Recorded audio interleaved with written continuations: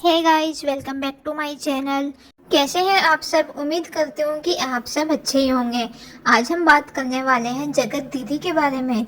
जी हाँ, जगत दीदी ने फिर से कल एक लाइव किया था जिसमें वो फिर से अपनी नई जिंदगी की शुरुआत करने को कह रही थी। जी हाँ, हम भी यही चाहते हैं और आपकी जो ऑडियंस है वो भी यही चाहती है कि आप इन सब चीज़ों से आगे बढ़ो और एक नई शुरुआत करो। कब तक चलेगा ये?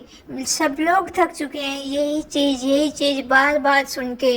कल परसों तक तो हमें भी यही लगा था कि ये मुद्दा अब खत्म हो चुका है, चलो अब इसके बारे में कोई बात नहीं होगी, मामला शांत हो गया है। लेकिन उसके बाद एक नई रिकॉर्डिंग वायरल होती है जो कि जिसमें बहुत ही ज्यादा कट होते हैं।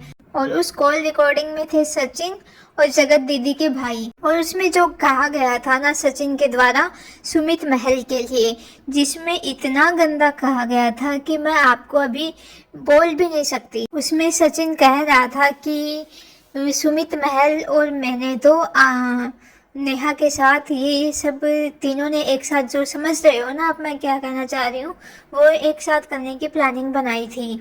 यानी कि इतना गंदा, मतलब नेहा ने जो भी किया ठीक है, अब हो जाती हैं गलतियां।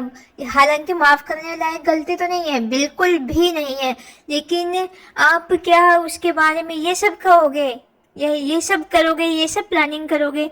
हालांकि इस पूरी ऑडियो में सुमित महल ने कोई भी रिएक्शन नहीं दिया है। और जितने भी लोगों का कहना है सुमित महल के बारे में, सबका यही कहना है कि वो बहुत ही एक सॉर्टेड बंदा है, वो ऐसा नहीं कर सकता। और वैसे भी इस ऑडियो में बहुत सारे कट लगाए गए थे, 34 सेकंड की ये वीडियो थी, तो कुछ भी कहना मुश्किल है कि किस बारे में बात हो रही थी, क्या बात हो रही थी। लेकिन अब ये रिकॉर्डिंग वायरल करने का क्या मकसद है? जब सब कुछ शांत हो ही गया था तो ये रिकॉर्डिंग वायरल क्यों की गई? और ये रिकॉर्डिंग वायरल किसके द्वारा की गई? क्योंकि ये बात तो हो रही थी सचिन और जगत दीदी के भैया की आपस में। इस रिकॉर्डिंग के लिए सचिन हालांकि पब्लिक प्लेटफॉर्म पे अब कुछ भी बोल नहीं सकते, क्योंकि उनका जो भी मामला चल रहा है वो ऑफलाइन चल रहा है, जो भी लीगल उनका आपस में चल रहा है, तो वो खुल के तो नहीं बोल सकते इन सब चीज़ों के बारे में। लेकिन उन्हें ये ज़रूर कहा है कि सुमित महल निर्दोष है, उसकी कोई भी गलती नहीं है, तो उसको गलत ना समझा जाए। तो सचिन ने तो एक तरह से सुमित को सपोर्ट किया है। तो ये रिकॉर्डिंग वायरल, पहली बात तो करी किसने, दूसरी बात मकसद क्या था? क्या जिसने भी वायरल की है वो ये नहीं चाहता कि ये मामला जल्दी से जल्दी शांत हो जाए, सब अपनी नॉर्मल जिंदगी में वापस आए? अब बात ये आती है कि सुमित महल को इतना बदनाम करने की कोशिश क्यों की जा रही है? इन सब चीज़ों में उसका कोई लेना देना ही नहीं था।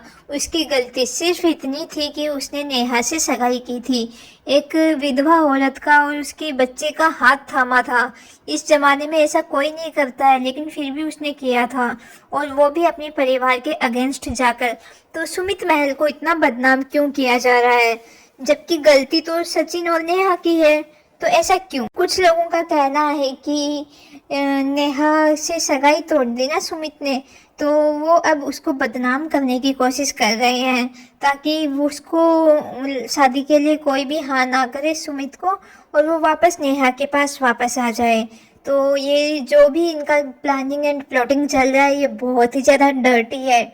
इससे ज़्यादा डर्टी तो और क्या ही हो सकता है? दोनों तरफ से दोनों लोगों को सब कुछ खत्म करके एक नई जिंदगी की शुरुआत करनी चाहिए। वही सचिन भी कोशिश कर रहा है कि वो सब कुछ भूल के एक नई जिंदगी की शुरुआत करे। इन सब में सचिन के घर वाले और उसके फ्रेंड्स जो हैं वो बहुत ही ज़्यादा हेल्प कर रहे हैं सचिन की, कि वो जल्दी से जल्दी इन सारी चीज़ों को भूल जाए और अपनी वाइफ के साथ अपनी ज़िंदगी की शुरुआत करें।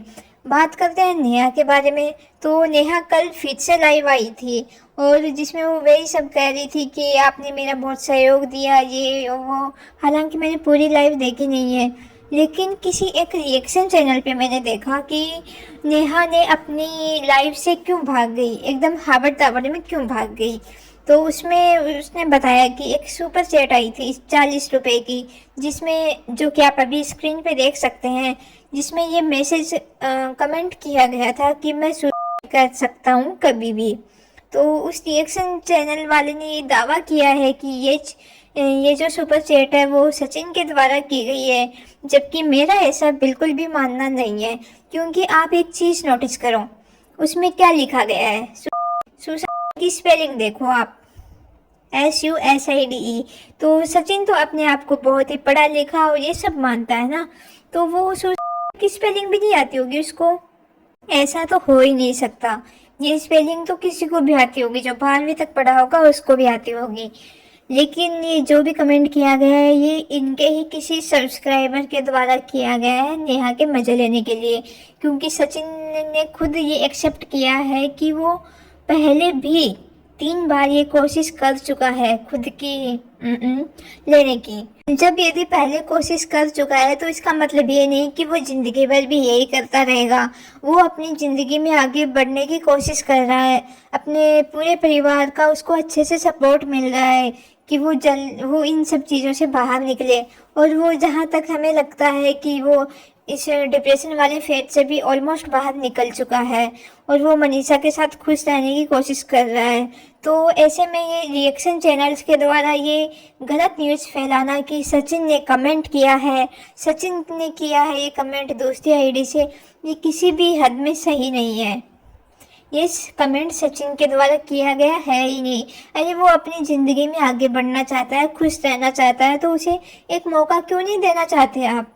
क्यों आपको ये लगता है कि ये कमेंट सचिन ने किया है और वो बंदा आगे बढ़ना चाहता है तो उसको एक चांस दो, जिसमें वो प्रूव कर सके कि वो उस मनीषा को हमेशा हमेशा के लिए खुश रखेगा। उससे उसका नेहा तिवारी से कोई लेना देना नहीं है। तो ये था मेरा इस रिएक्शन चैनल वाले के लिए रिएक्शन। तो आप वैसे समझ ही चुके होंगे मैं किस रिएक्शन चैनल की बात कर रही हूँ।